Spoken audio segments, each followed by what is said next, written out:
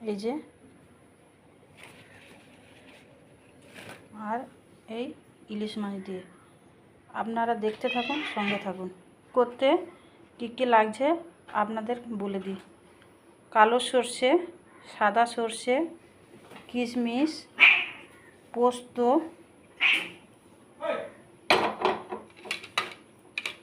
আর কাঁচা লঙ্কা, তারপরে স্বাদ মতো লবণ, হলুদ, প্রয়োজন মতন এগুলো তো দিতেই হবে।